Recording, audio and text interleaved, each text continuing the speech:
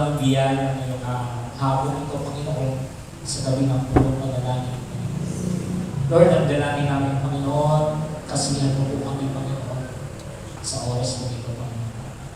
Dahil po ako siyang patuloy na pumilos, gumawa, at magligtas, Panginoon, sa hapon po ito, Panginoon.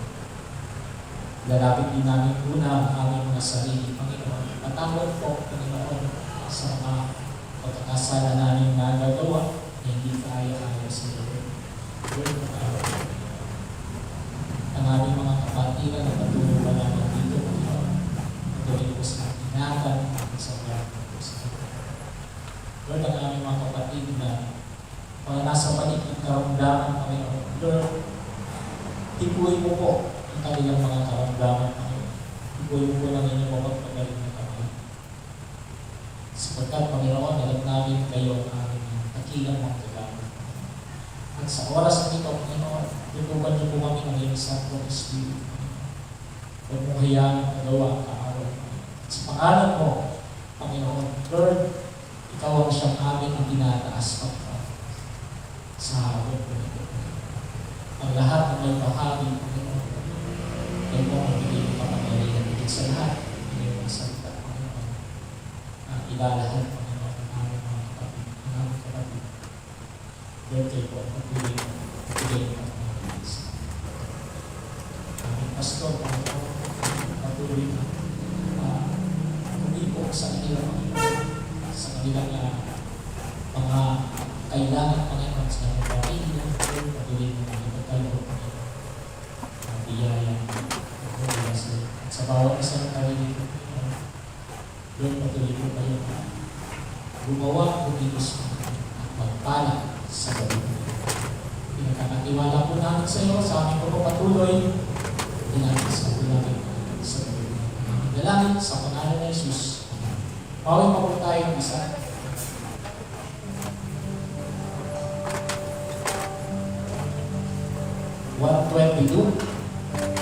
Kristiyan lang.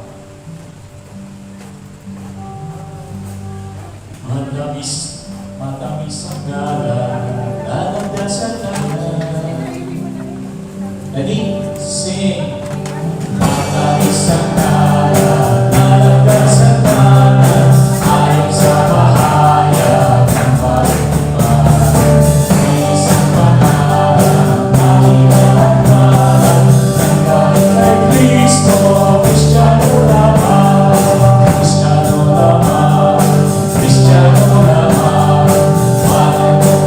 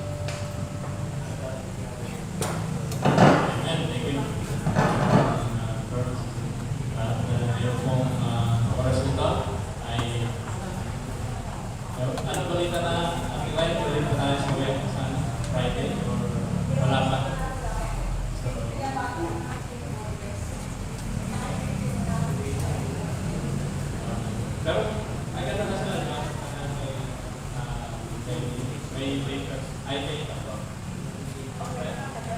Walang pirma. Okay, i-pray po natin at dapat ngayon yung schedule na pray natin. Hindi na rin wala pa yung pero yan. At maaga umuwi bumalik sila rin wala okay, sa darating na Sabado na po yung ating jail ministry ng men's. So 8:30 po, dapat nandito na po tayo.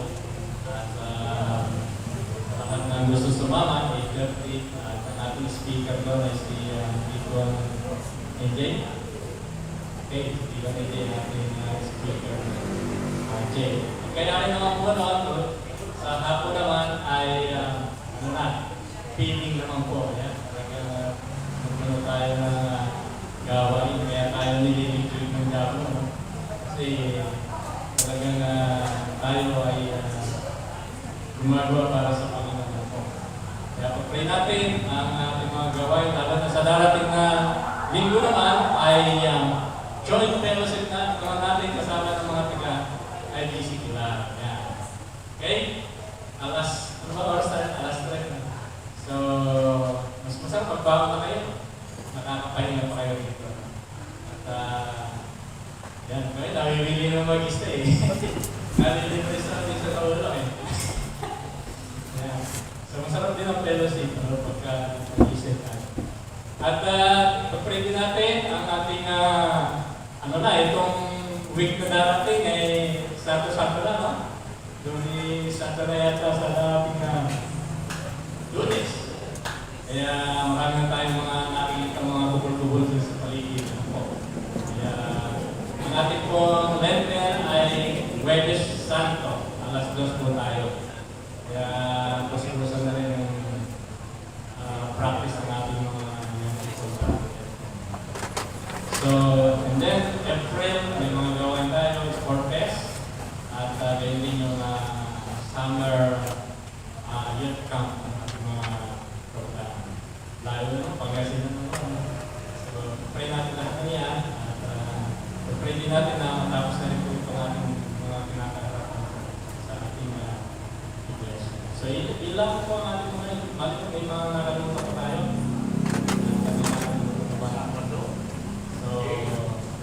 Sabado, huwag tayo mawala po. Lagi na po natin ulit si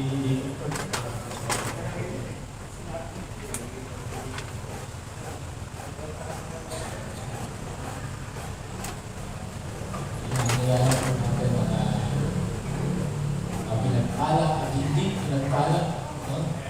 Kasi hindi lamang daw sa pagpapala, magpapasalamat sa Panginoon. Di po, okay na po yung ating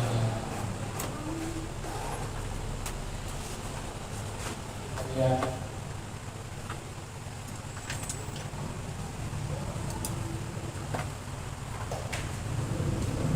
magandang gabi po sa ating lahat.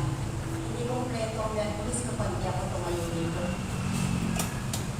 Wala ako ng isang Merkulis sa ilang Merkulis na hindi nagte-testimony kaya naipon na.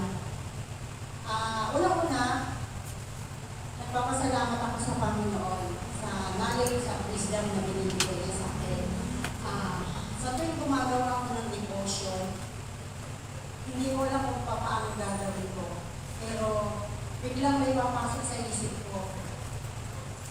Biglang tuloy-tuloy na yun. Ang dami. Ang dami ng pinaparealize sa akin. Kapag gumagawa tayo ng devotion, hindi lang ito sasabihin mo kundi ikaw rin mismo tatamaan. Panamagin sa iyo yun. Yung devotion na gagawin ko. Although hindi ako magdi-devotion noon, yung mister ko. Napakasarap na tinutulungan ko yung mister ko.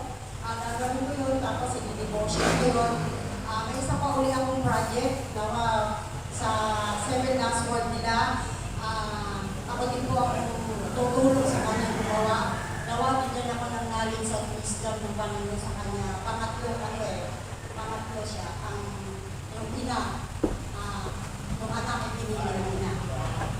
Kaya nawagin niya ako ng Panginoon ng knowledge sa wisdom. Spiritually, gumagawa ko noon hindi lang para sa Kanya, para sa nakikinig, kundi para na rin sa akin.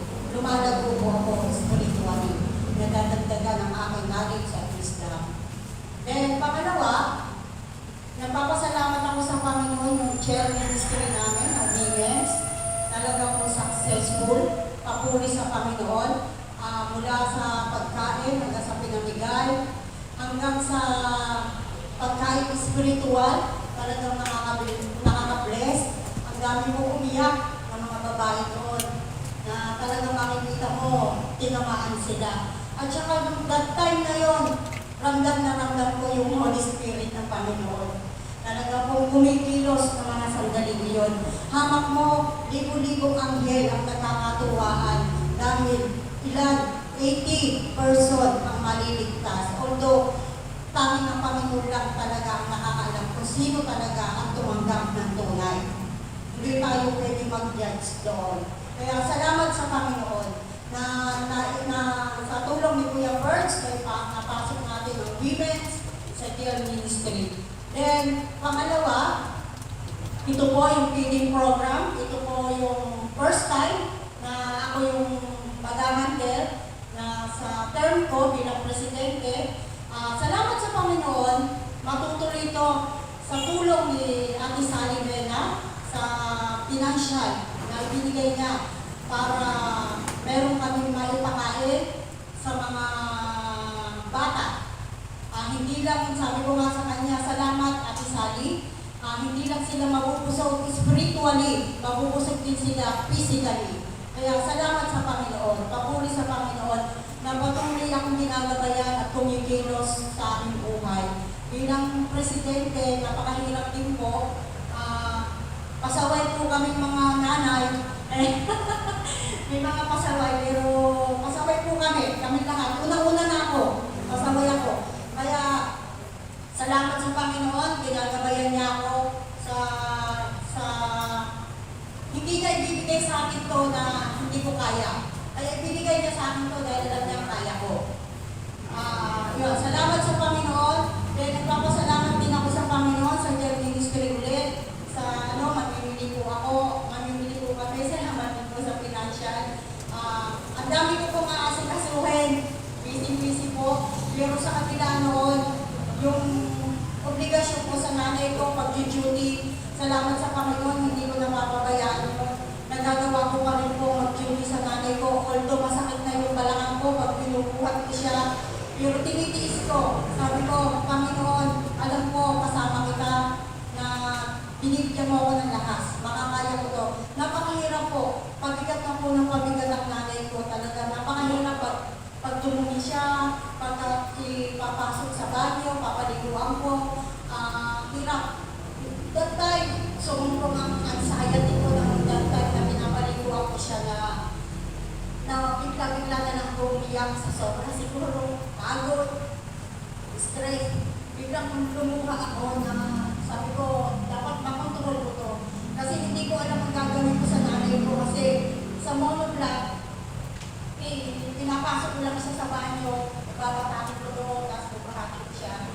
Biglang tumumi, hindi ko alam kung paano malilinisin, ano gagawin ko, wala akong kasama, walang magtataas, paano siya tataas, paano ko nag-aalis yun.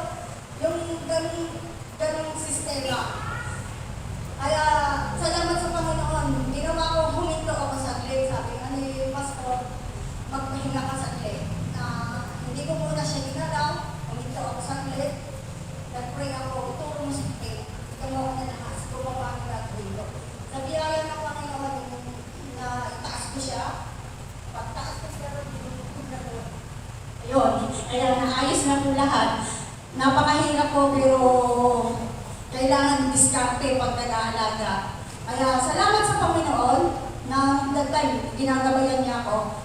Then financially, nagpapasalamat din ako sa Panginoon. Muntik na kami maputulan ulit ng kuryente, 4,500. Di mo alam kung saan mo pupunin.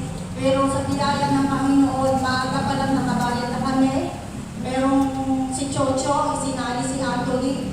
Hindi ko alam kung saan yun, sa government, nakakuha po siya ng 5,000, nakabayad po kami ng kuryente. Kaya papuri sa Panginoon, talagang napakabuti ng Panginoon. Last 2 uminit, nakabayad kami ng kuryente.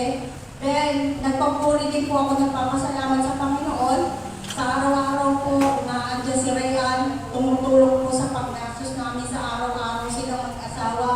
Kaya, bless, ano na po yun, bless, pag-iisip na rin sa akin, na kahit pa paano nakakaraos kami sa biyaya ng Panginoon.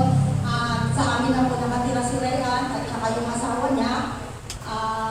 Salamat din sa Panginoon, tinukuwi si Roseanne. Meron po akong ayuda, meron po akong grocery, less pag-iisip na rin po sa akin yun. Kaya salamat sa Panginoon. Talaga, ramdam na ramdam ko kung paano siya kumilos sa buhay ko. Pero isa lang ang pinag-pray ko talaga. Nakikita ko yung buhay ko na ginagabayan ako ng Panginoon, hindi niya ako pinapabayaan. Gusto ko ganun din ang gawin niya sa kapatid ko na si Titi Maricel. Nang nalaman ko yung CT scan niya, habang nag-uusap kami sa phone, hindi ko mapigilan umiyak. Siyempre, kapatid ko yun. Yung mga pinagdaanan niyang hirap hanggang ngayon sa pamilya niya, hindi siya sikwerte sa asawa, sa anak. Oo, hirap ang dinadas niya. Hindi ko alam kung ano ang plano ng Panginoon sa kapatid ko.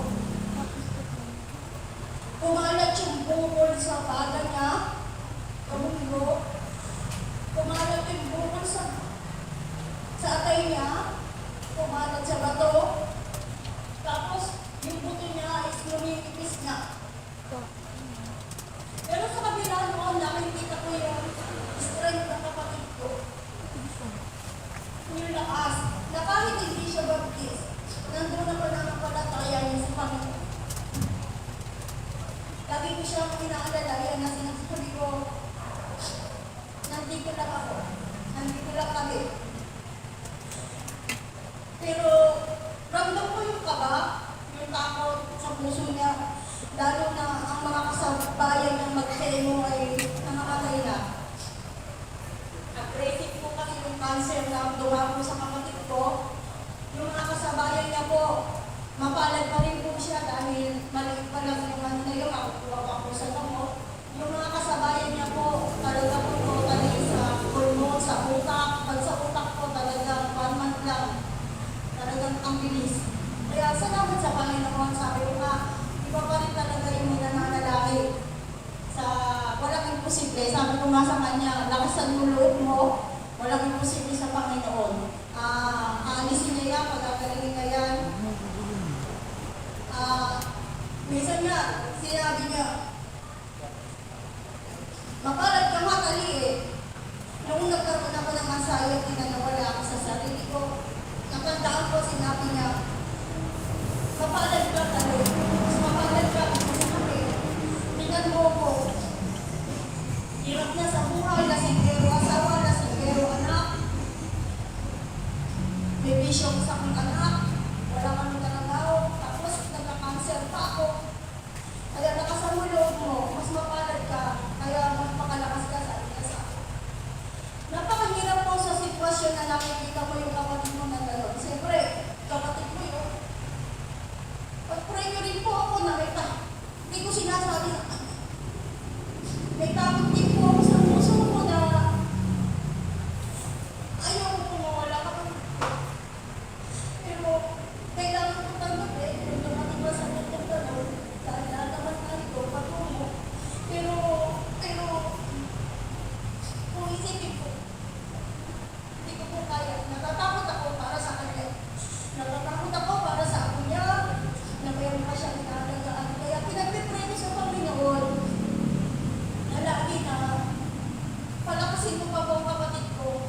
Kawawa po kanyang mga anak sa sitwasyon na gano'n at ang kanyang dalawang apo na inalagaan niya. Kaya po pakisama ko sa prayer.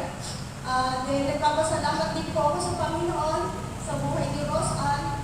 Nag-birthday po siya ng March 1 kay Racy. Nag-birthday po siya ng March 15. Salamat din po sa panibagong taon. Nagbibigay ng Panginoon at kalakasan na binibigay. Nagpapasalamat din po ako sa Panginoon dahil si Racy sa kabila na lahat, hindi niya pinapabayaan ang pag-aaral niya. Kaya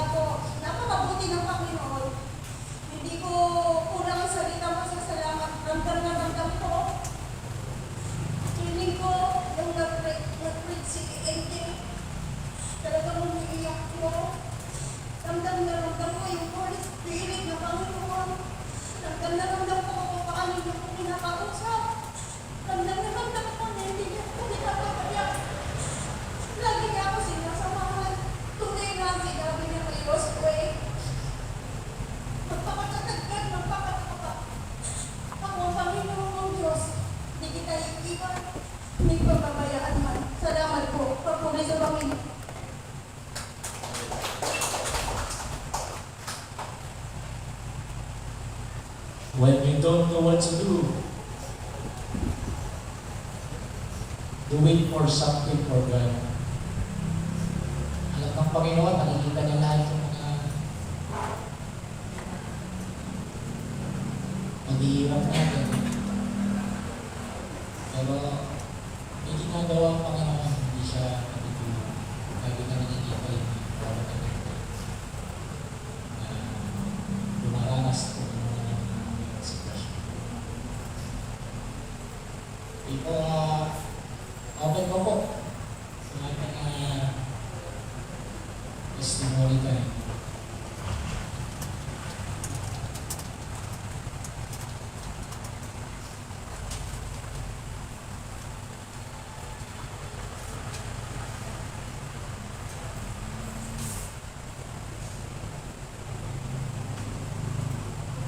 Open ko po.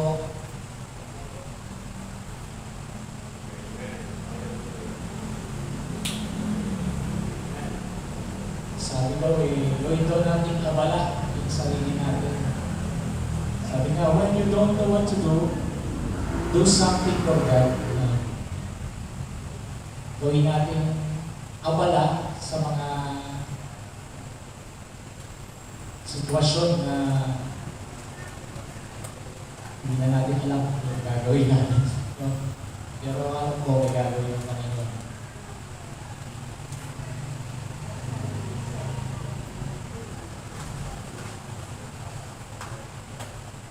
Okay, wala na po ba?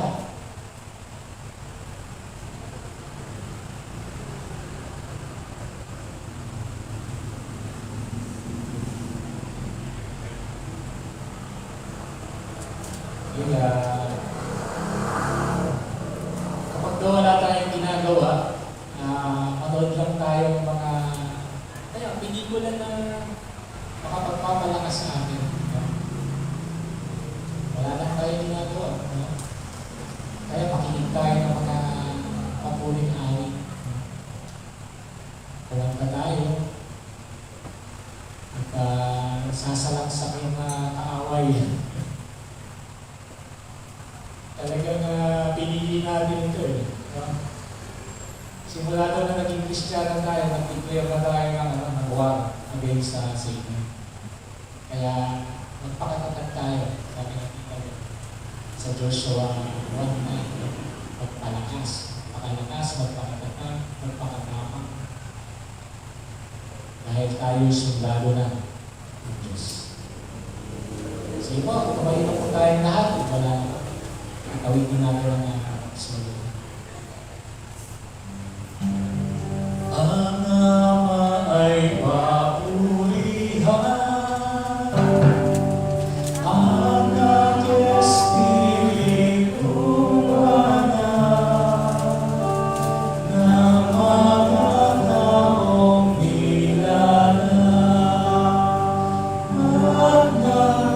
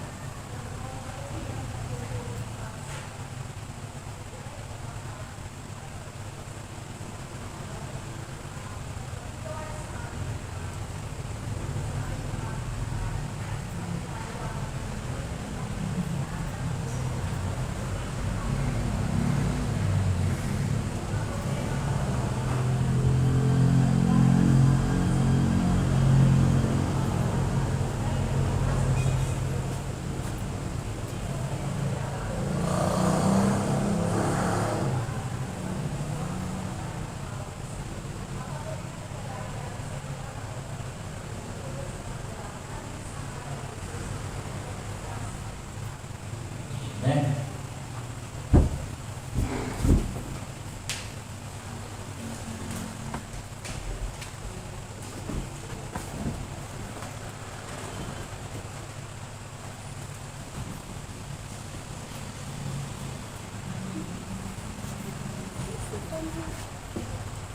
Ayan, sinasabi ko iyo.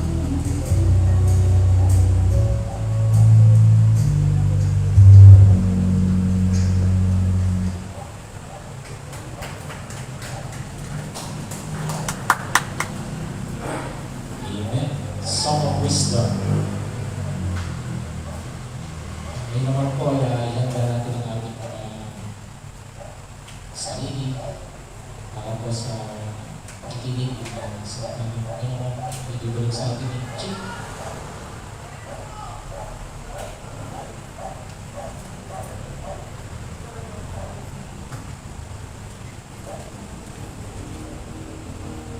Amen, salamat po. Paala ko, ikaw yung nandun sa screen eh. Nakakalisip lang.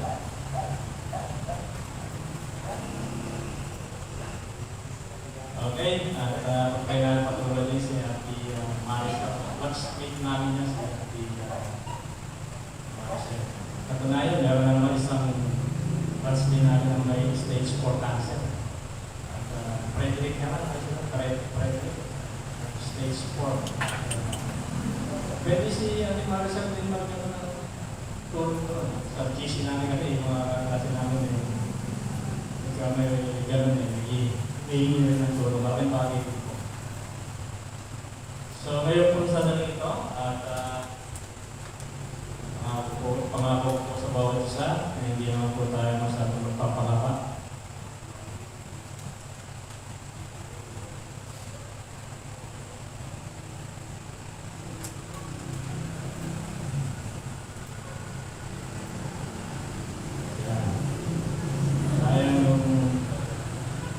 Nakita natin mga messages natin, parang naging may inalaman sa kaligtasan, kasi napaka-importante talaga na ang isang tao ay makasiguro ng kanyang kaligtasan. Yung si Kuya Leonard, ang kanyang binigay sa atin ay Ephesians chapter 2, verse 8. And nung Sunday na si Kuya, next naman, si Rene, triumph in Christ. May kinalaman din sa salvation. And then, yung Sunday naman ay yung case closed. So, bilang mga mananampalataya, nanampalataya sa Panginoon, sarado na po yung kaso natin. Kaya wala na tayo pag-uusapan ngayon. Case closed na po. Ano po, ang ganda ng katatayan ng sa mananampalataya. Kaya napakahalaga po na kung meron tayong mga mahal sa buhay na talagang hindi pa nasa essay, talagang nasa kalalagang silang napakadelikado. Naisip niyo ba yun? Right. Anytime, pwede silang kuhanin ng Panginoon. Kaya napakahalaga na sila ay ating iiyak talaga na sila ay makakilala. Kasi po, mabigat yung nakataya dito. Imagine mo pagka na-miss nila yung magandang bagay sa buhay nila, yung kaligtasan na tutukoy natin, forever ito ang nakataya doon. Kaya napakahalaga po ng salvation. Kaya bilang mananampalataya, thankful tayo sa Panginoon sapagkat hindi na tayo haharap pa sa hukum sa white throne, kasi sinasabi mo sa salita ng Diyos, there is no condemnation sa mga mananampalataya. Dahil malinaw po sinasabi ng Biblia na tayo po ay justified na po. So ang paksa natin ngayon ay napapanahon naman din po. At dahil ngayon ay panahon next week ay panahon na ng Quaresma. At sayang na, dahil pwede sana to. Kaya Anthony, kaya lang, ikalawang wika itong babayatan ko ikatlong wika pala kailangan yun siguro, sapagkat ngayon ay malapit na yung ay meron po tayo magandang matututunan po dito.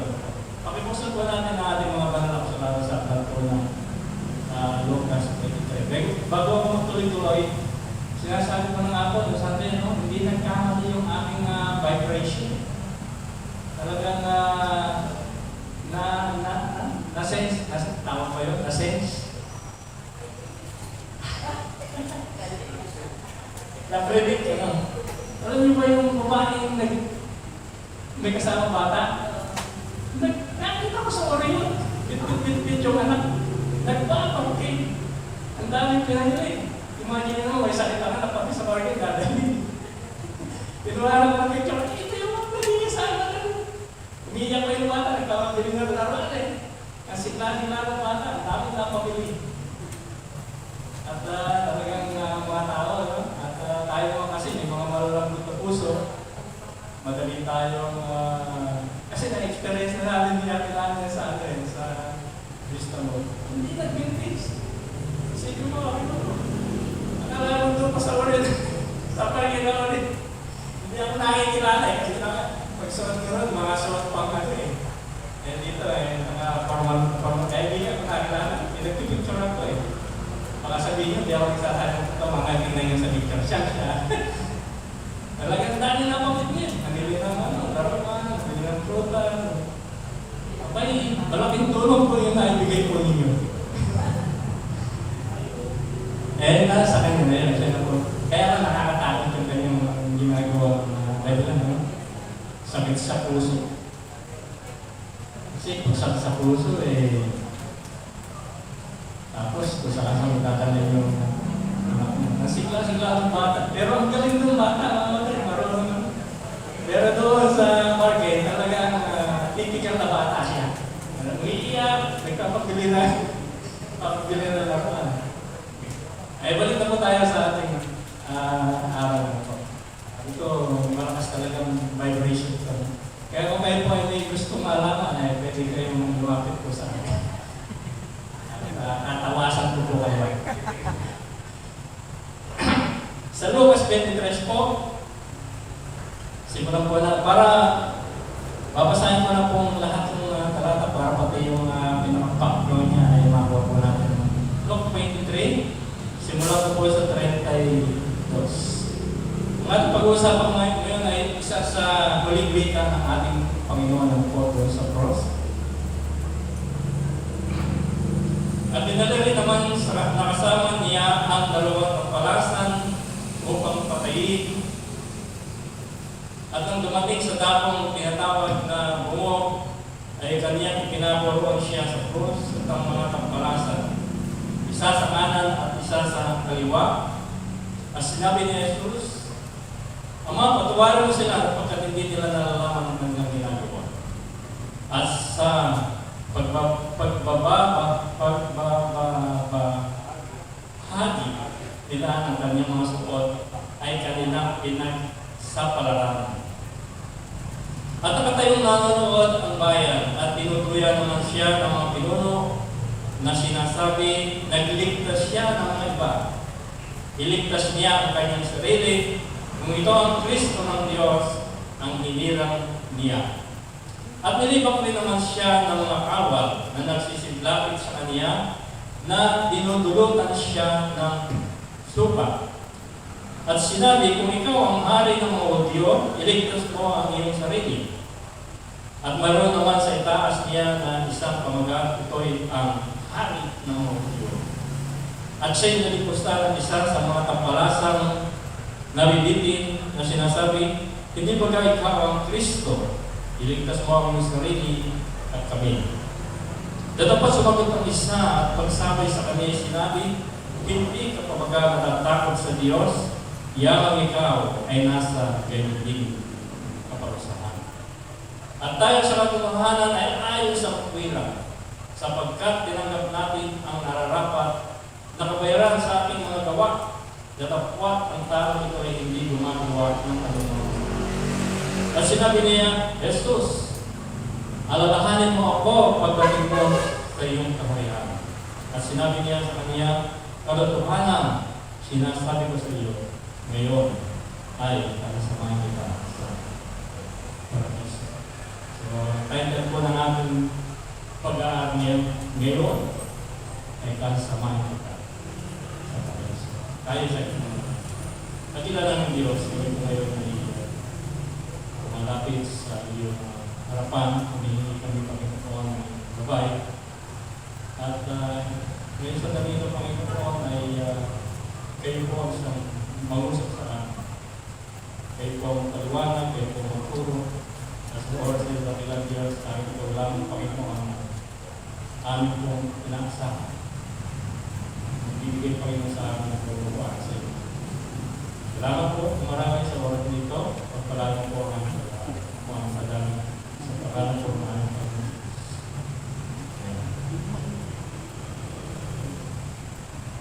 So gaya po na sinabi ko, ang title po ng ating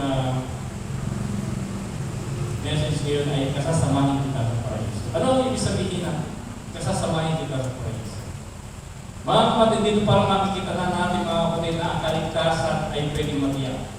Ang kaligtasan ay napakahalaga sa buhay ng isang tao. Lalo na sa puntong ito, sa huling hininga ng lalaking ito, dumating ang punto na naunawaan niya ang kanyang kalagayan sa harapan ng Diyos. Kasasamahin kita sa paraiso. Ibig sabihin, siya po ay makakasama ng Panginoon sa langit. Ibig sabihin, hindi na po siya mapaparusahan. Yun po ang ibig sabihin ng kasasamahin kita sa paraiso. Kaya kung atin naunawaan yung message natin ng Sunday, magpasalamat tayo sa Diyos sapagkat na-experience na po natin yung mahalagang bagay na dapat po natin magawa. At yung matiyak natin na tayo po ay ligtas. Matiyak po natin na tayo ay patungo sa langit.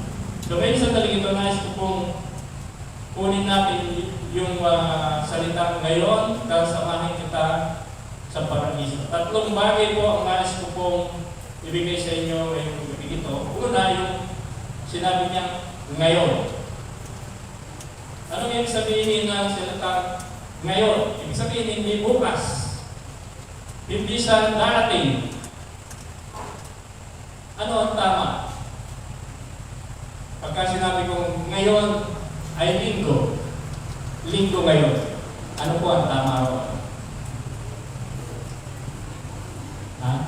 Wala pong tama. Kasi ngayon ay Miyerkules. Ngayon. Napakahalaga po ng salitang ito na ngayon. Ibig sabihin mga kapatid, kagaya na binanggit ko kanina, na ang isang taong wala sa Panginoon ay nasa isang kalalagayang delikado.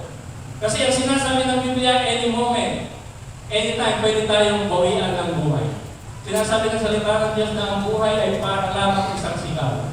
Sinasabi ng Bible na hindi natin pwedeng ipaghambog ang kinabukasan. Anytime. Ngayong gabi ito, maaaring ito ay maging paalala sa atin. Sabi niya, ngayon, kung titignan natin sa 2 Corinthians 6, chapter 6, verse 2, sinabi po doon, sapagkat sinasabi niya, sa panahon ko kung kita'y pinakinggan, at sa araw ng pagliligtas, kita'y sinakluluan. Narito ngayon ang panahon ko, narito ngayon ang araw ng kaligtasan. Napakahalaga po mga kapatid na dapat po natin masecure talaga ang ating kaligtasan. The moment na tinanggap natin ang Panginoon, hawak-hawak na po natin. Kasi present possession yan. Kaya sabi ng John 3:16, di mo ba? For God so loved the world that He gave His only begotten Son, that whosoever believeth in Him should not perish, but have everlasting life. Sabi ko po sa inyo, mabilis lang tayo ngayon. Ano pa? Pangalawa, ano makikita natin? Kasasamahin kita sa paraiso. Una, ngayon. Pangalawa, ano sabi? Kakasamahin kita. Wow. Napakatamis na pangako. Kasasamahin kita sa kasasamahin kita. Yan na. The sweetest part of the promise ay sinabi ng Panginoon, kasasamahin kita. Bakit po? Imagine niyo kung kayo po ay nagpakasal. Pagkatapos ng araw ng inyong tawag nito, honeymoon, hindi kayo magkasama. Pagkatapos, may ganyan, no? May kakilala ako niya, pagkaya nakasal. Magkalayo na eh. Ang hirap, nasa yung tamis nun. Alam niyo, dito makikita natin mga kapatid, yung langit ay napakaganda. Pinapakita at i-describe na ang langit kapag nandun ka, wala nang sakit, wala nang kamatayan, wala nang luha, wala nang dalamhati, wala nang kamatayan. Pero mga kapatid, alam niyo, ang pinakamasarap doon sa langit, yung alam mo kasama mo ang Panginoon. Yun po yung pinakamaganda ron. Masarap talaga sa langit, pero ang pinakamasarap doon, yung alam mo kasama mo, yung di ba? Imagine mo ang lalaking ito na talagang nasa hirap na kalalagayan katapos sasabihin ng Panginoon, kasasamahin kita. Siguro, sabi ng Panginoon, yung hirap na dinaranas mo ngayon na lang yan. Hindi na magtatagal yan. Ang sarap mula sa bibig ng Panginoon, sinabi niya doon sa lalaki, kasasamahin. Ang sabi po ng 2 Corinthians 5:8, ang sabi ni Paul, we are confident, I say, and willing rather to be absent from the body and to be present with the Lord.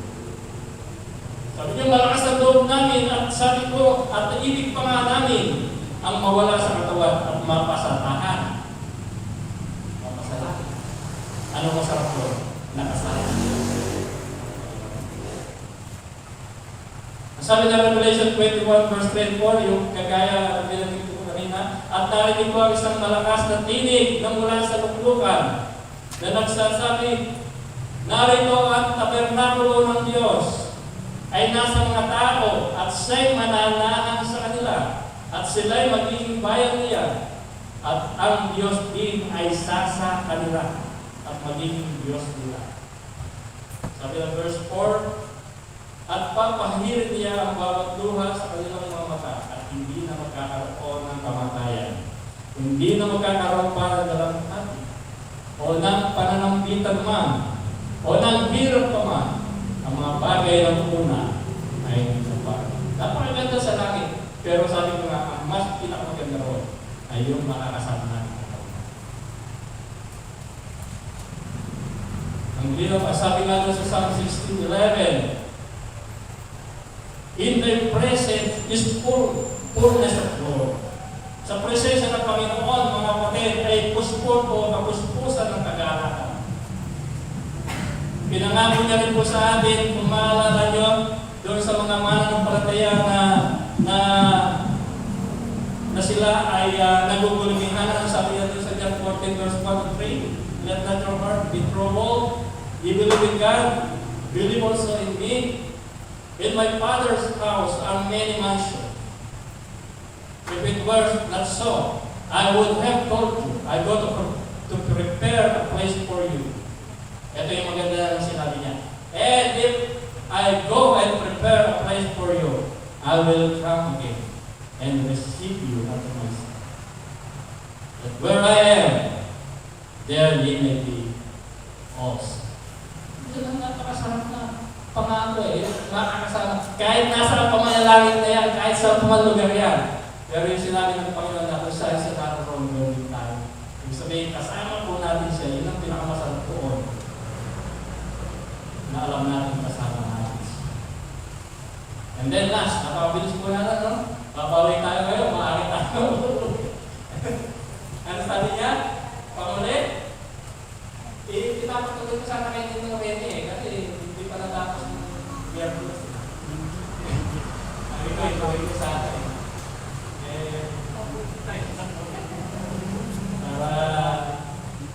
Sabi ko, bless na bless, ano? Ano sabi po? Saan na tayo kakasamahin? Ito. Sigurado may katiyakan yung sinabi ng Panginoon. Ano sabi ng saan daw? Sa? Para. Malilitis kami. Wow.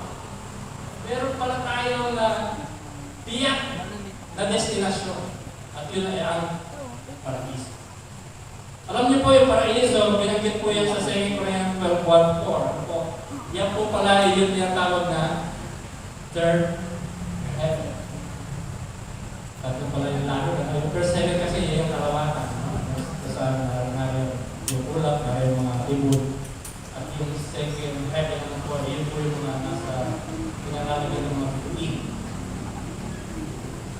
binanggit po doon sa 2 Corinthians 12:1-4, ay itong langit.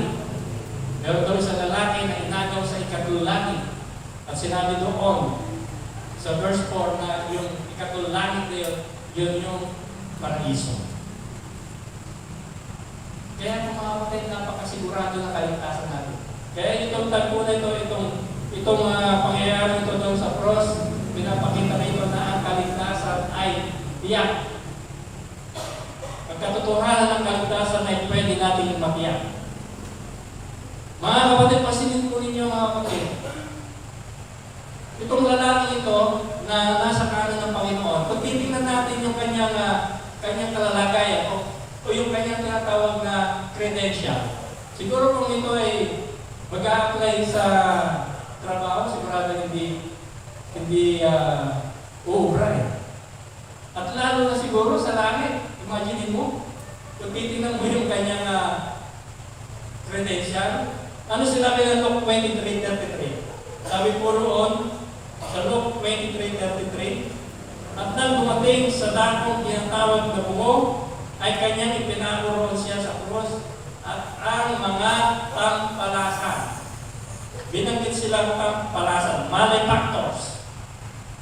Tama ba yung pronunciation pag malefactors, malefactors. Whatever. Pero sa Tagalog, tampalasan. Isa sa kanan at isa sa kaliwa. So isa sa kanyang credential, siya po ay tampalasan. Pangalawa, sabi ng Isaiah 52:12, kaya hahatiin ko siya ng bahagi na kasama ng dakila at kanyang hahatiin ng samsam na kasama ng malakas, sapagkat kanyang ililulot ang kanyang kaluluwa sa kamatayan at ibinilang na kasama ng mga mananalangsang. Doon pa lang may pula na mananalangsang. Gayon may binalang niya ang kasalanan ng marami at namagitan sa mga mananalangsang. Ano pa yung makikita natin sa kasama ng Panginoon? Transgressor siya. Hindi lamang siya malefactors, transgressor pa. Sabi rin ng Matthew 27:38, then were there two thieves crucified with him, one of the right hand and another on the left. Siya puro ay may kasamang pinako na dalawang tulisan. Imagine mo yung tao ito, yung pagkakadescribe ng Bible. Mananalangsang, tampalasan, tulisan. Alam niyo pagka ito ang klase ng tao ito, pagka ninakawan ka, papatayin ka pa. Ganon siya. Ganon yung kanyang katangian. Ang sabi nga ito pa yung matindi sinabi doon sa Matthew 27:33. Matthew, pababa, 27:38. Yan. Nang magkagayon, pinamang kasama niya ang dalawang tulisan, isa sa kanan at isa sa kaliwa. Sabi ng 44, at minumura din naman siya ng mga tulisan kasama niya na nagpapako sa kanya. Ibig sabihin, hindi lang pala yung isang nagsabi sa kanya na ay, dalawa sila, di ba? Pareho pa lang nagturay itong dalawa ito sa Panginoon. Sinasabihan nila ang Panginoon ng masama. Imagine niyo yung tao ito na tampalasan, mananalangsang, tulisan, kapang lungayaw, ay papasok sa paraiso. Makakasama ng Panginoon.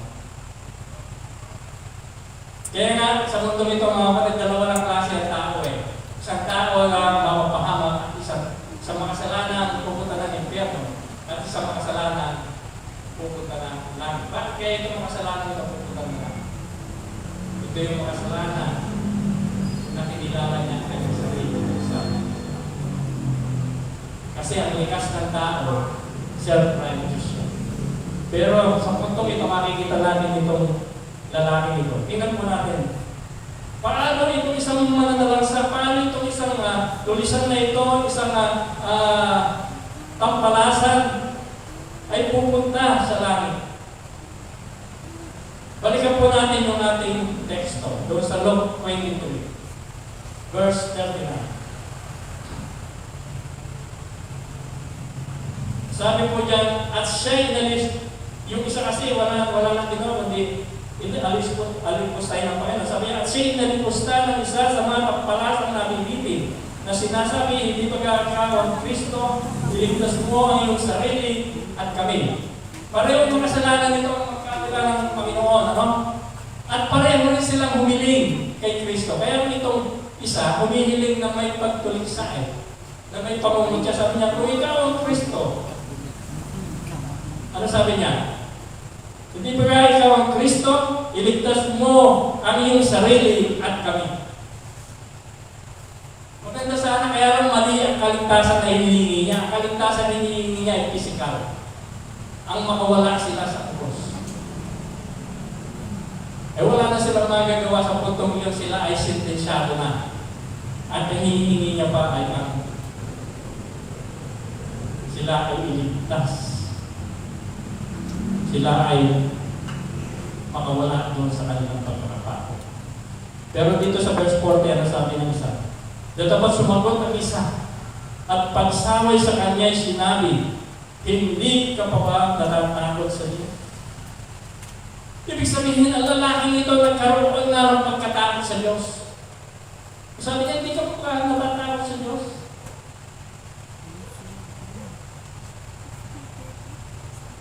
Sabi niya, yamang ikaw ay nasa Gabriel na parusahan.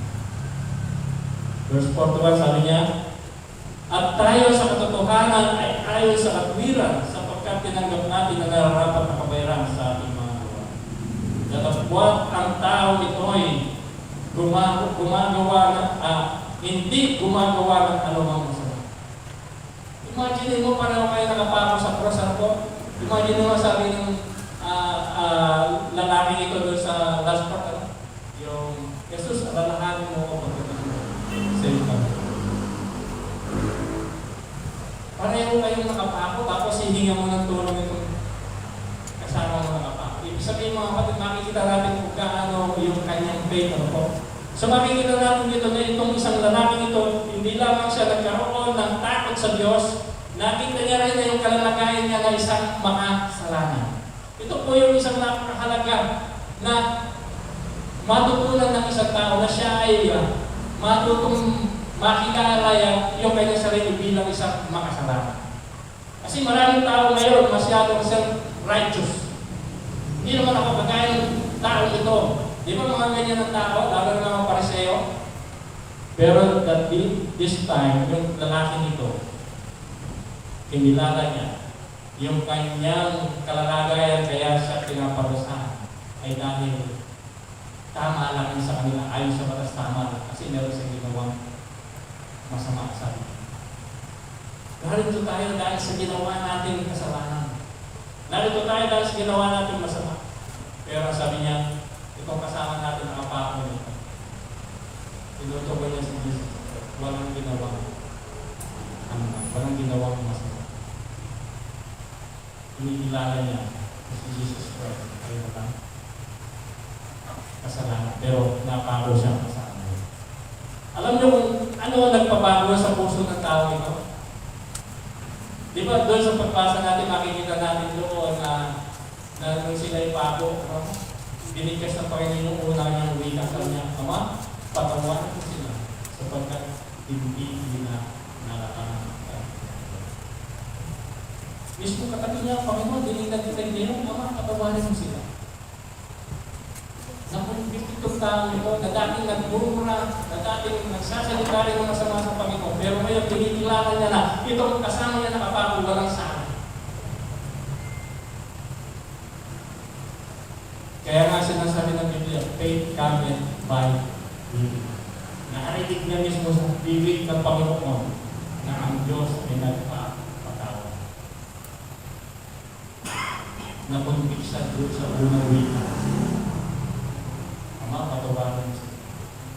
Instead na sabihan siya o kung ano ang sabihin ng Panginoon sa kanila, matang pinutulisa ka, minamak ka, sinasalita ka, tapos maririnig mo sa bibig niya.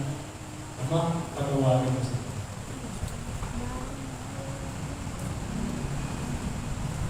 Kaya doon sa salita ngayon, nagsisimula ng nangunguso ko. Nagkakaroon siya ng conviction. At ang sabi niya doon sa verse 42, and he said unto Jesus, Lord, remember me when thou comest into the kingdom. Kita niyo yung kanyang pagpakatapan. Sabihin, yung wikang ito, yung sinabi niya, Jesus, alalahanin mo ako pagdating mo sa iyong kaharian. Ito yung pagpapakita ng kanyang pananampalataya. Alalahanin mo lang ako. Kasi kiniklaim niya, hindi siya marapat. Hindi siya karapat-dapat sa Diyos. Sabi niya, alalahanin mo lang ako. Pagdating mo sa iyong kaharian. Sabi ng Panginoon, ito yung masarap na sagot ng Panginoon sa kanya. Ngayon, nasamahin kita sa Diyos. Siguro, alalahanin ito. Ganun na lang katindi. Imagine mo, hindi lang siya aalalahanin, kundi mismo kakasamahin siya sa paraiso.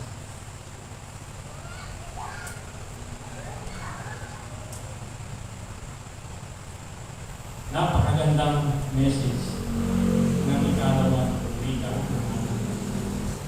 Pag-uusap ito ng katiyan. Mga kapatid, nakakalungkot ngayon at nakita naman natin kung paano ang ginawa ng ating Panginoon sa krus. Bakit kaya sa paglilingkod ng maraming mga mananampalataya? Bakit sa paglilingkod hindi na natin naaalala ang Panginoon? Maraming Kristiyan nakakalimutan na nila ang Panginoon.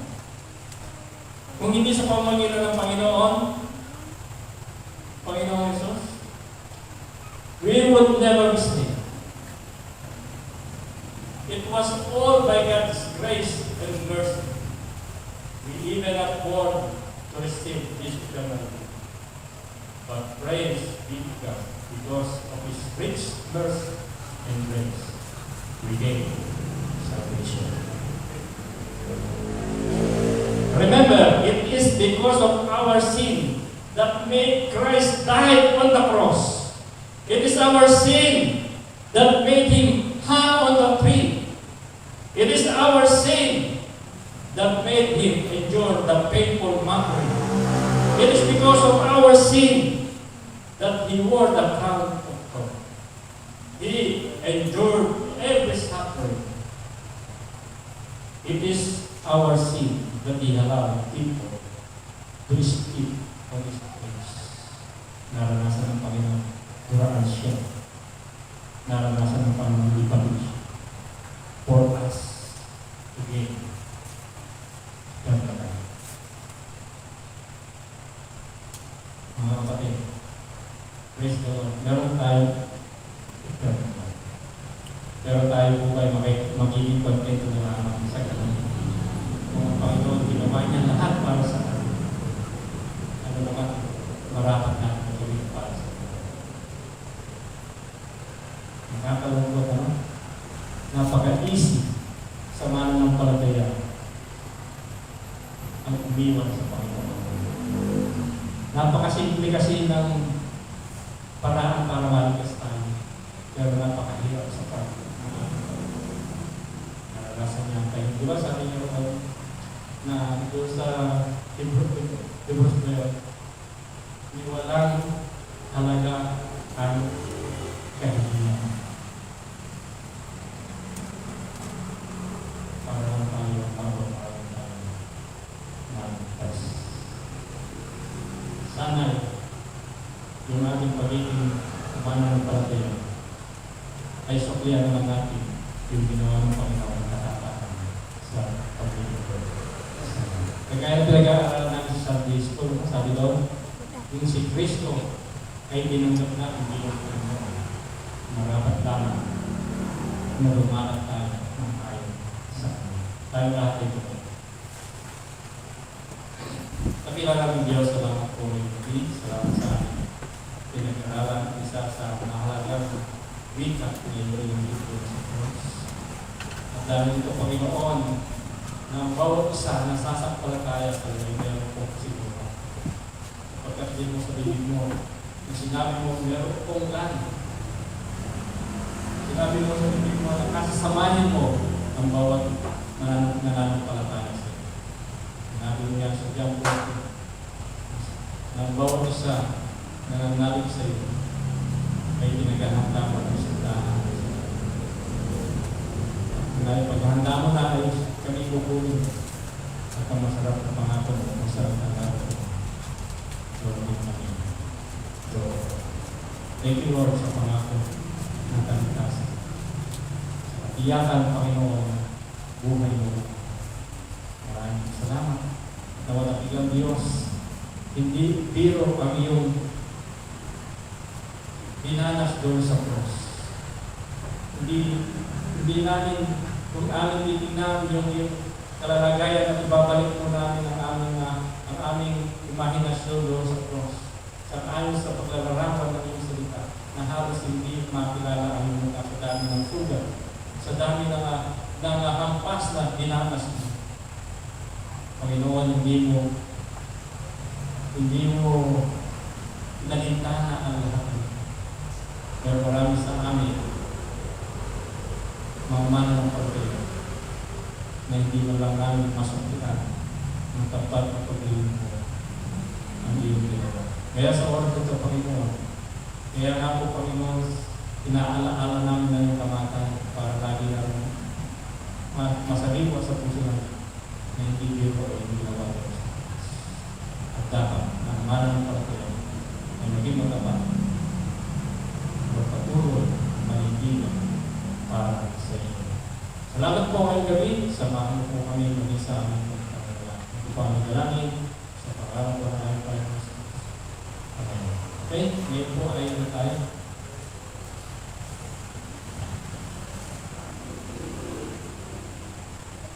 Kaya napakaganda ng mga mensahe. Kaya huwag na natin pagdudahan pa yung ating pagka-Kristiyano. Yung naman natin, maligtas na tayo ng Panginoon. Huwag na natin, huwag na tayo mag-doubt pa. Pakita natin, bilang ng Panginoon.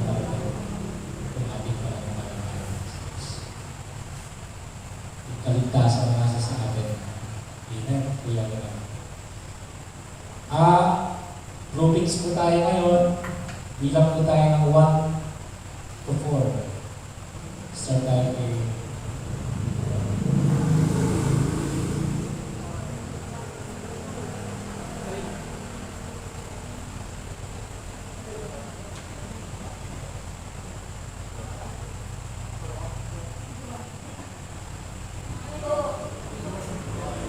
Hindi mo na masasabi ni Kalo.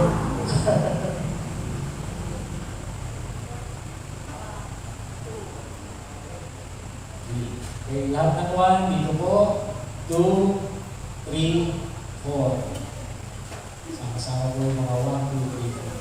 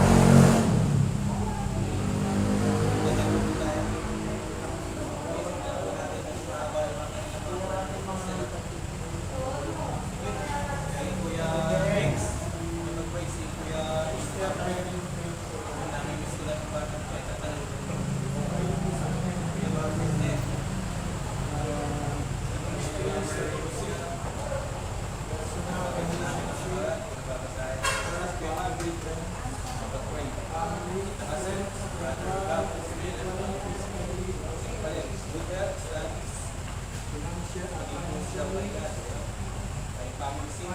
semester study, review, graduate on time, sister Lisa,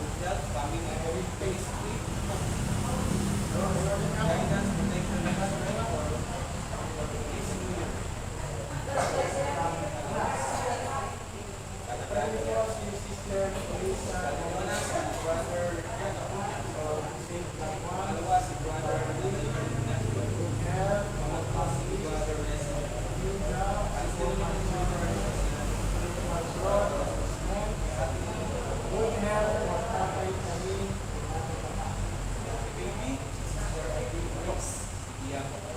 yeah, pregnancy, Sister Leah's good health,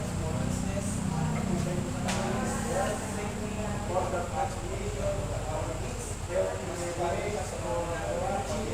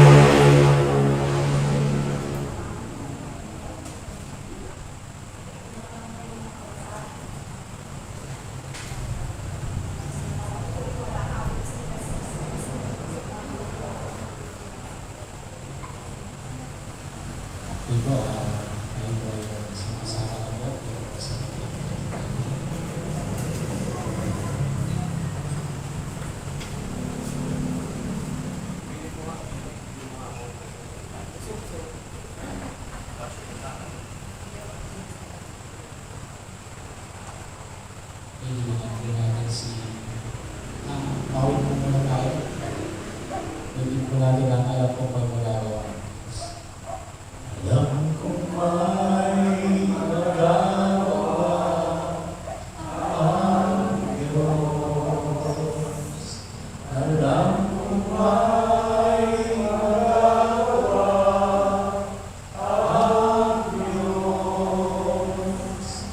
Kung ako'y magdaraman sa Kanya'y maglingkod, alam ko ay magagawa ang Diyos. Tingnan natin si Kuya Rene.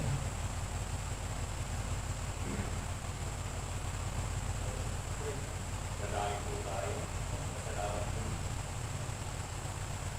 Dakilan Diyos po pagpala Ama. Sa gabi ito iniwag ang pagbunuhan ng gabi ito para sa akin. Sapagkat ang iyong magsantay inihayan mo, Panginoon.